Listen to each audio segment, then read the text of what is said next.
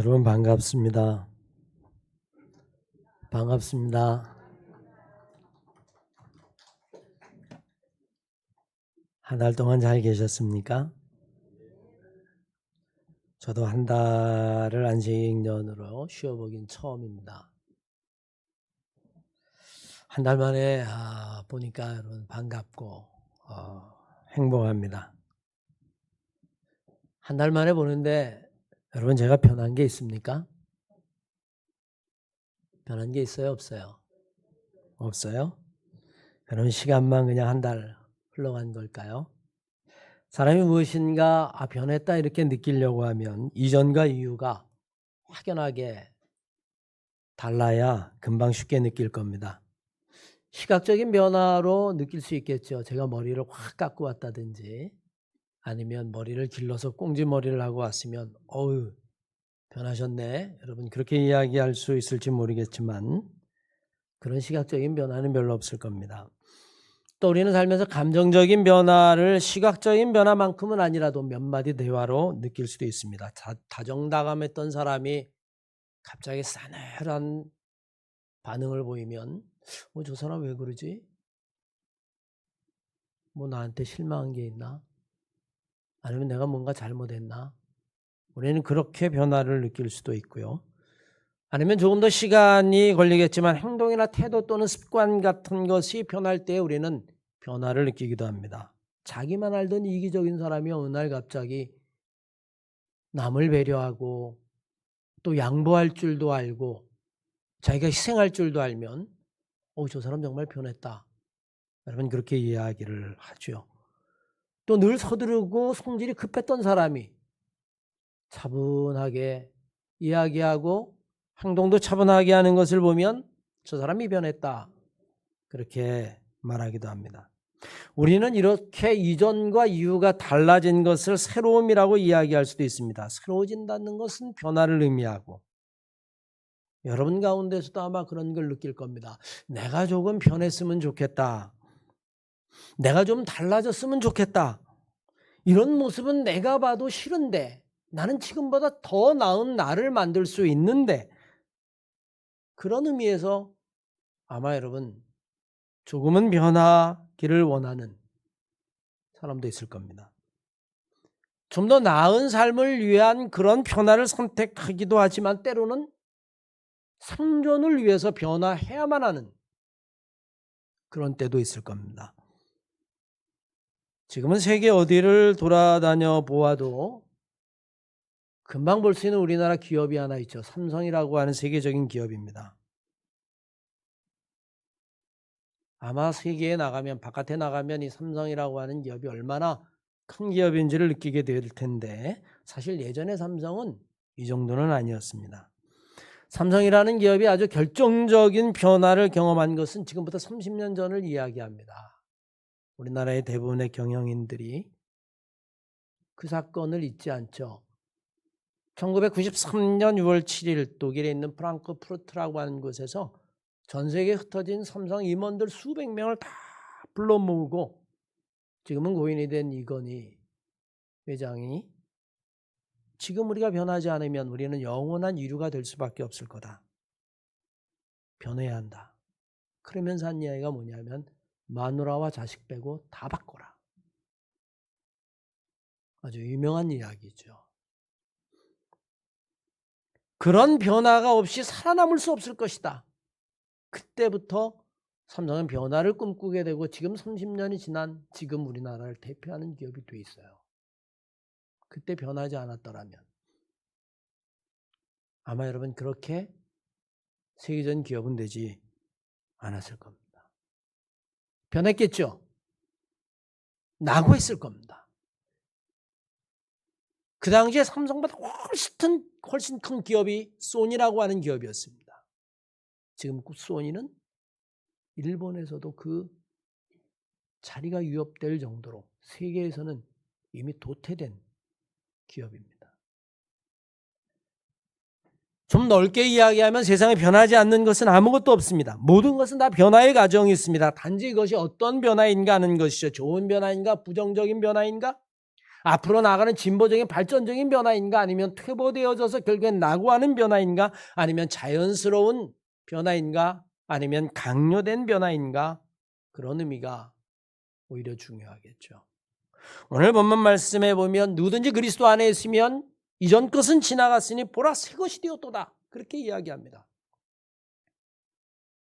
완전히 새 것이 되었다는 거예요. 물론 오늘 본문 말씀에 바울이 이야기하는 복음의 핵심은 긍정적인 변화를 의미할 뿐만이 아니라 영적인 변화이고 내면적인 변화이고 그리고 성경적인 변화를 의미합니다. 이제는 더 이상 우리가 세상적으로 사물을 보지 아니하고 더 이상 우리는 육체적인 것으로 그리스도를 보지 않는다. 우리는 이제 영적으로 보고 하나님의 눈으로 보고 신앙의 눈으로 바라본다 라고 하는 것을 바울이 선언한 거죠. 어쩌면 여러분 우리가 세상을 살면서 경험하게 될 가장 어려운 변화에 대해서 바울은 이야기하고 있는지도 모릅니다. 외모 변하는 것, 성형수술 얼마든지 가능하고요. 옷 몇 번 바꿔 입거나 아니면 헤어스타일을 변화시켜도 사람들은 변화를 느끼게 되어지는데, 내 안에 있는 영적인 변화, 내 안에 있는 정말 사람의 변화, 내면의 변화, 정신의 변화, 이런 것은 그렇게 쉽게 포착되어지는 것이 아니에요. 오늘 바울이 이야기한 누구든지 그리스도 안에 있으면 새로운 피조물입니다. 여러분 보십시오. 이전의 것은 다 지나갔습니다. 새 것이 된 것입니다. 이 놀라운 새로운 존재, 새 것이 되었다라고 하는 것, 저는 원하기는 우리 사랑하는 한마음교회 성도 여러분들이 오늘 바울이 이야기한 여러분 이전 것은 지나갔습니다, 보십시오 정말 새 것이 되었습니다 라고 이야기하는 그 새로운 존재, 새로운 피조물, 우리 한마음교회 성도들이 다 그런 은혜와 축복 가운데 거하시기를 주님의 이름으로 간절히 축원합니다. 새로워져야죠. 오늘 본문의 바울은 그 새로움을 이야기할 때에 누구든지 그리스도 안에 있으면 이라는 말로 오늘의 본문을 시작합니다. 그리스도 안에 있다라고 하는 것이 여러분 어떤 의미일까요? 전제 조건과도 같은 것이죠. 누구든지, 사람에 대한 것은 제한이 없는데 이 문장 가운데는 그리스도 안에 있으면이라고 하는 문장으로 본다면 조건 부사절이라고 이야기할까요? 그리스도 안에 있는 것이 선행돼야 한다라고 하는 이야기입니다. 먼저 그리스도 안에 있다. 과연 여러분들이 새로운 존재가 되길 원한다면 나는 그리스도 안에 있는가라고 하는 것을 주님에게 물어야 할 겁니다. 그리스도 안에 있다라고 하는 말의 진정한 의미가 뭘까요? 여러분 오래전에 인기를 끌었었던 드라마 파리의 연인이라고 하는 드라마를 기억할 겁니다. 그때 아주 유명한 대사가 있었어요. 내 안에 너 있다. 여러분 기억하십니까? 내 안에 너 있다. 낭만적인 대사죠. 나는 늘 너만 생각한다는 이야기, 내 가슴은 너를 사랑하는 마음으로 가득 찼다는 이야기. 저 이번에 안식년에 있으면서 여기에서 공부하는 딸을 보고 왔는데 내 안에 너 있답니다. 제가 야, 내 안에 너 있다. 너만 생각한다. 여러분 그런 거예요. 그리스도 안에 있으면이라고 이야기하는 건 무엇 안에라고 하는 이 전치사는 일종의 영역이나 경계를 설정하게 되어지죠. 그리고 그 안에는 깊은 관계, 강력한 영향력이 미쳐지는 것을 의미할 때 무엇 안에 있다라고 이야기합니다. 그것은 내 능력 안에 있어. 아니야. 그것은 내 능력 밖에 있어. 그건 내가 할 수 있는 일이 아니야. 그것은 내 관심 밖이야. 나는 거기에 대해서 아무런 관심도 없어. 마음대로 해. 우린 여러분 이렇게 안과 박이라고 하는 이 경계의 영향력의 의미, 우리는 살면서 굉장히 많이 표현합니다. 우리만 표현할까요? 사실 주님도 여러분 이런 표현을 굉장히 많이 쓰셨어요. 성경에도 여러분 등장을 하죠. 누가복음 17장 21절 이하의 말씀에 보면 하나님의 나라가 어디에 있느냐? 여기 있느냐? 땅에 있느냐? 하늘에 있느냐? 수많은 이야기를 할 때에 주님이 말씀하십니다. 하나님의 나라는 여기에 있다 저기에 있다고도 못하리니 하나님의 나라는 바로 너희 안에 있느니라. 너희의 사랑 안에 있느니라. 너의 공동체 안에 있느니라. 내 믿음 안에 있느니라. 여러분 그런 의미일 겁니다. 요한복음 14장 20절 이하의 말씀에 의하면 마지막 때에 관한 이야기를 하시면서 주님이 이렇게 말씀하십니다. 그날에는 내가 아버지 안에, 아버지가 내 안에, 내가 너희 안에 있는 것을 너희가 알리라. 놀라운 말씀이죠. 따로따로가 아니라는 거예요. 아버지 안에 내가 있고 내 안에 아버지가 있고 그리고 너희가 내 안에 있고 내가 너희 안에 있고 끊을 수 없는 관계이고 깊은 영향력을 미치고 그리고 사랑 안에 있고 요한복음 15장 4절 이하의 말씀에 의하면 주님이 이제 제자들과 마지막 만찬을 하시고 십자가에 달려 돌아갈 걸 아시면서 이렇게 말씀하십니다. 너희는 내 안에 거하라. 나도 너희 안에 거하리라. 이것은 마치 가지가 포도나무에 붙어 있지 아니하면 스스로 열매를 맺을 수 없음 같이 너희도 내 안에 있지 아니하면 그러하리라. 나는 포도나무요 너희는 가지라. 그가 내 안에 내가 그 안에 거하면 사람이 열매를 많이 맺나니 나를 떠나서는 내 밖에서는 너희가 아무것도 할 수 없습니다. 이것처럼 여러분 그리스도 안에라고 하는 의미는 분명 그분의 사랑, 그분의 말씀, 그분의 영향력, 그분에 대한 믿음과 사랑들 그 안에 있다는 것을 의미할 겁니다. 과연 여러분 나는 그리스도 안에 있습니까? 아니면 나는 그리스도 밖에 있습니까? 성경의 인물들 가운데 몇 인물을 생각하면 우리는 좀 더 분명히 이해할 수 있어요. 밖에 있었지만 안으로 들어온 인물이 있습니다. 여러분 삭개오라고 하는 인물 생각해 보십시오. 세리장이었습니다. 그 당시에 세리라고 이야기하면 정말 죄인 중에 죄인이었어요. 민족을 팔아서 자기의 사리 사욕을 채우는 것이 세리였습니다. 사람들에게 그냥 팍팍 세금을 걷어서 일부는 주고 일부는 자기가 갖는 것이 세리의 역할이었는데 그 가운데 장이면 말할 것도 없었어요. 그랬던 삭개오가 나무에 올라가서 예수 그리스도를 만나는 순간 주님이 삭개오야 내려오너라 내가 오늘 너의 집에 유해하겠다. 그리고 그 집으로 들어갈 때 사람들이 다 손가락질했죠. 저가 죄인의 집에 들어가서 유하는구나. 그런데 예수 그리스도를 영접한 순간 우리가 아는 것처럼 삭개오는 주님 앞에서 이렇게 고백합니다. 주님, 내가 내 재산의 절반을 가난한 자들에게 나누어 주고 내가 만약에 누구의 것을 억지로 빼앗은 것이 있으면 4배를 갚아줄 것입니다. 그때 주님이 여러분 삭개오에게 뭐라고 말씀하시죠? 오늘날 구원이 너희 집에 이르렀다. 나를 따라오너라. 그러니 여러분 예수 그리스도 밖에 있었던 사람임에 분명합니다. 그러나 그는 그리스도 안으로 들어왔어요. 정반대도 있습니다. 주님의 12제자 가운데 유다라고 하는 인물은 신뢰받는 인물이었었고 열심당원이었고 믿을 만한 사람이었던 것은 분명합니다. 그런데 그는 자기의 야욕과 자기 인생의 목표를 바라볼 때에 더 이상 예수를 따르는 것이 아무 의미가 없었어요.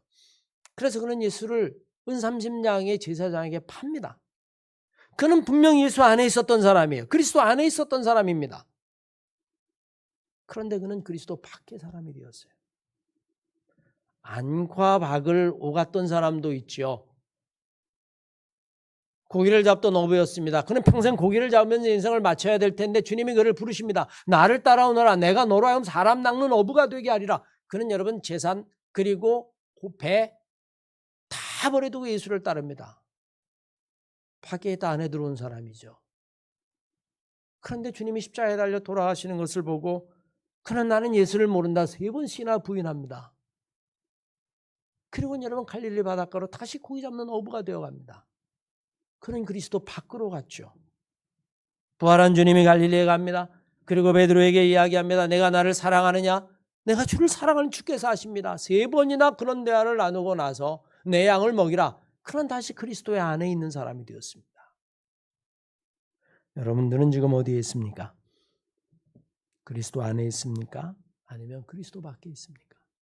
저는 바라원하긴 여러분들이 주님 저는 그리스도 안에 있습니다. 그렇게 고백할 수 있는 우리 한마음교회 성도들 다 되시기를 주의 이름으로 간절히 축원합니다. 이제 그리스도 안에 있으면 새로운 피조물이라고 선언하시면서 이렇게 말씀하십니다. 이전 것은 지나갔다라고 말합니다. 이전 것이 지나가지 않는다면 결코 새 것이라고 말할 수 없기 때문에 그렇습니다. 예전의 것을 그대로 유지하면서 변화한다는 것은 불가능한 것입니다. 어쨌든 이전 것과 결별을 선언해야만 합니다.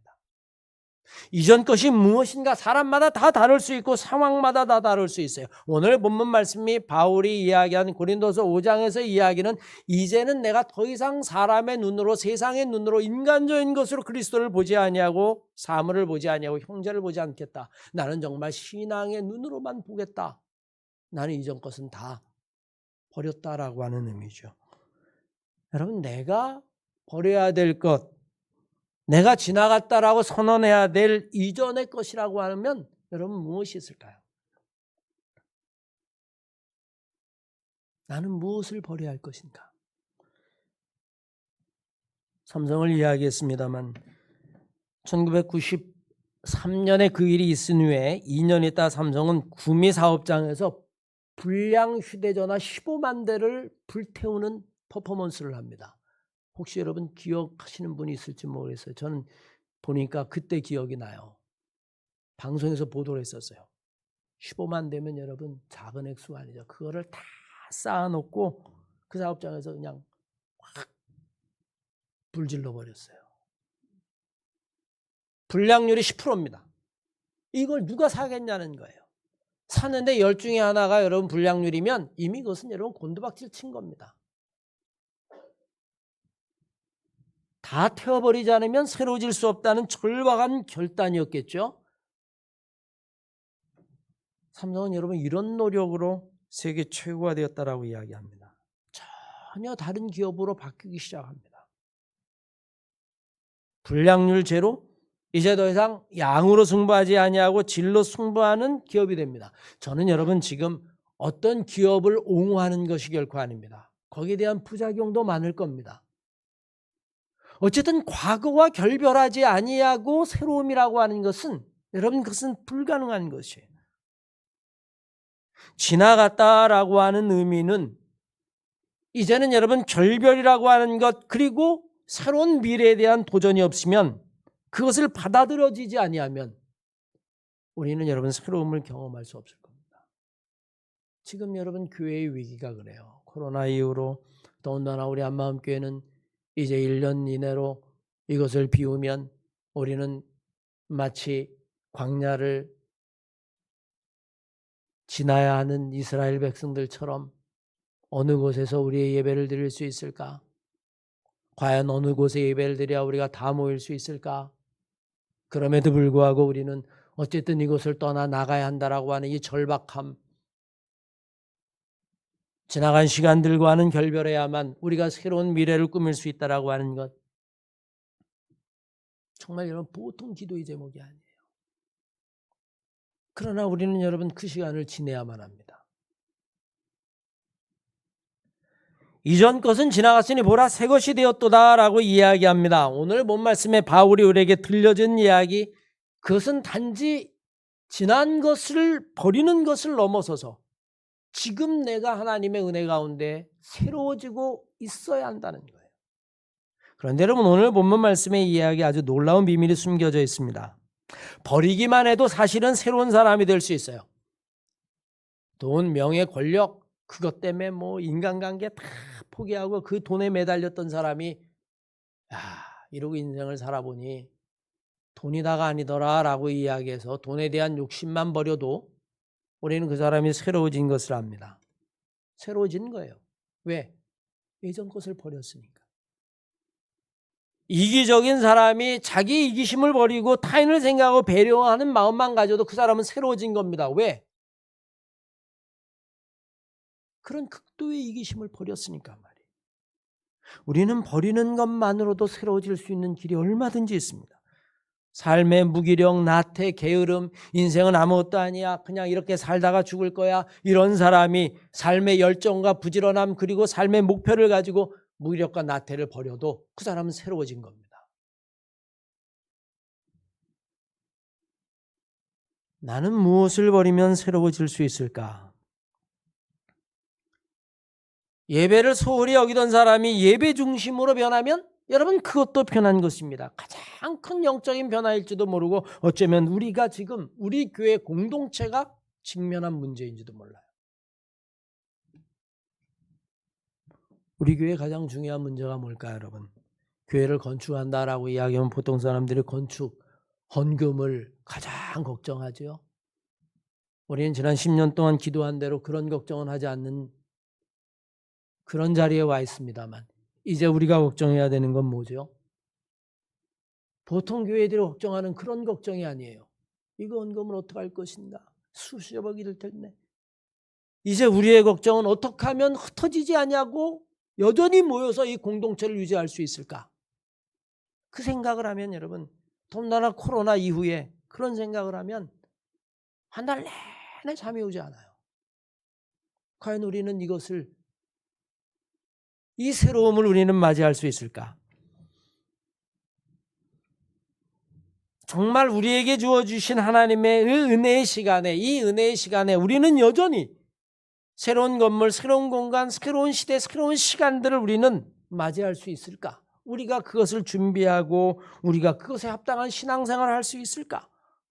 왜냐하면 여러분 새로움이라고 하는 것은 항상 다가오는 것이지 그것이 여러분 과거의 사건으로 멈춰서는 안 된다는 거예요. 사실 오늘 본문 말씀에 이전 것은 지나갔으니 보라 새 것이 되었도다라고 하는 이 표현, 여러분 이 표현은 조금만 생각해 보면 정말 깊은 의미가 있습니다. 이게 영어로는 현재 완료형이라고 표현이 되어지는 그런 표현인데 이게 좀 독특한 표현이에요. 여러분 우리나라 말은 과거, 현재, 미래 이렇게 아주 단순 시제로 나눠져 있죠. 근데 영어는 현재 완료형이라는 것이 있습니다. 우리 젊은 사람들은 아실 거예요. 영어 공부를 할 때 가장 어려운 부분일 뿐만이 아니라요. 이게 영어를 아주 자연스럽게 쓸 때의 의식 구조가 달라가지고 제일 어려운 부분이기도 합니다. 마음대로 영어를 쓰기 어려운 부분이 이 완료형이기 때문에 한데 사실 여러분 이런 겁니다. 이미 끝나버린 상황에는 완료형을 쓰지 않죠. 현재 완료형은 지금도 진행할 때 쓰는 것인데 제가 여러분 한번 여러분들에게 이야기를 해볼게요. 나는 그 사람을 10년 동안 알았다. 근데 지금 알고 있다는 이야기일까요? 지금 모른다는 이야기일까요? 한국말은 끝까지 들어봐야 돼요. 그래서 나는 그 사람을 10년 동안 알았다. 근데 지금은 모른다. 어디서 뭐 하는지 모른다. 나는 그 사람을 10년 동안 알았다. 그리고 지금도 여전히 그 사람과 연락하고 알고 있다. 여러분 그 문장만 가지고는 우리는 알기가 어려워요. 그래서 한국말은 끝까지 들어봐야 돼요. 근데 영어는 여러분 그렇지 않습니다.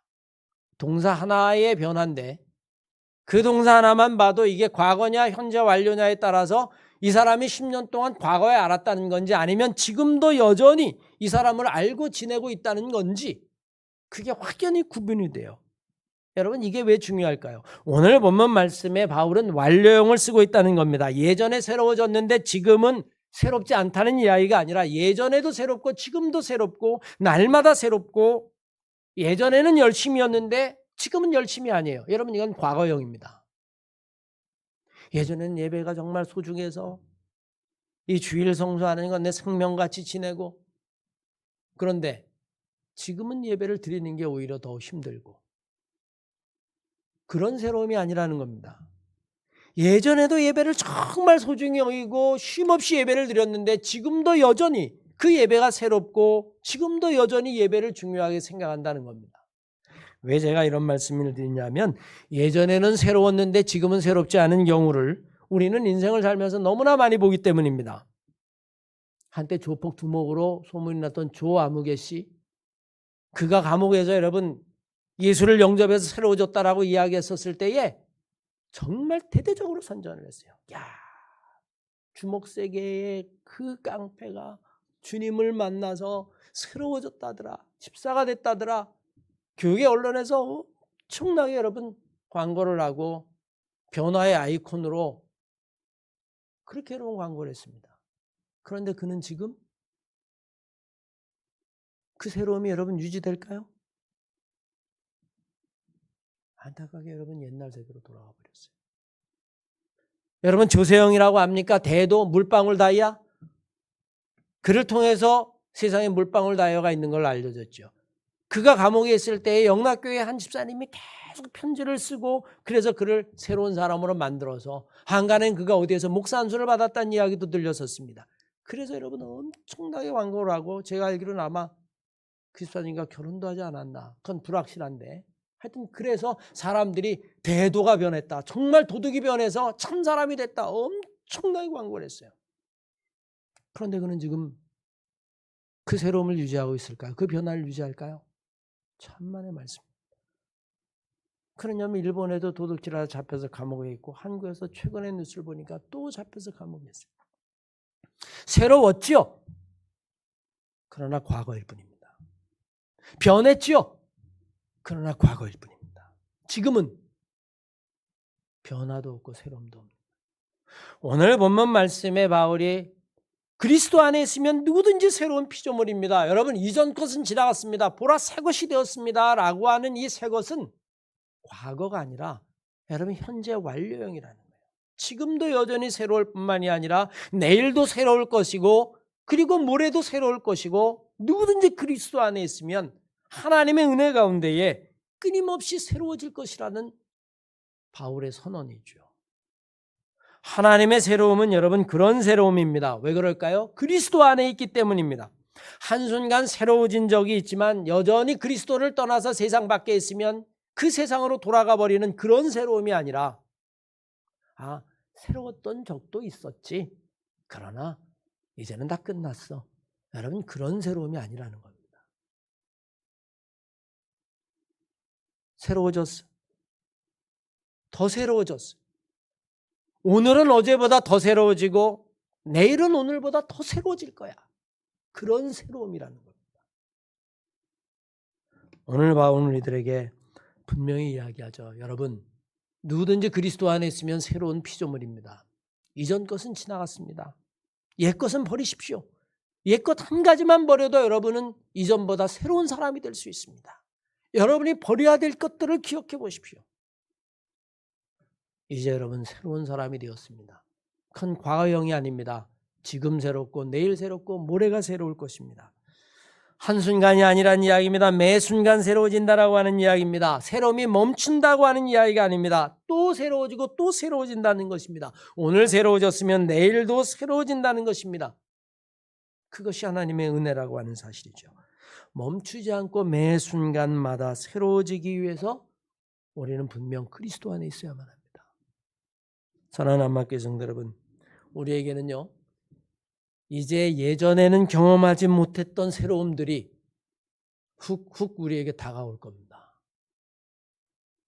우리는 변해야 할 것이고 그렇지 않으면 우리는 낙오할지도 모르고 우리는 이 변화를 어떻게 맞이하고 어떻게 준비하고 어떻게 새로워질 것인가. 오늘 바울이 우리들에게 이야기한 대로 여러분 누구든지 그리스도 안에 있으면 이미 새로운 존재입니다. 이전 것은 다 지나갔습니다. 보십시오. 새 것이 되었습니다. 우리 한마음교회 성도들이 우리의 삶이, 우리의 믿음이, 우리의 인생이 이 그리스도 안에서 늘 새로워지는 그런 은혜를 경험하는 여러분과 제가 되어야 될 줄로 믿습니다.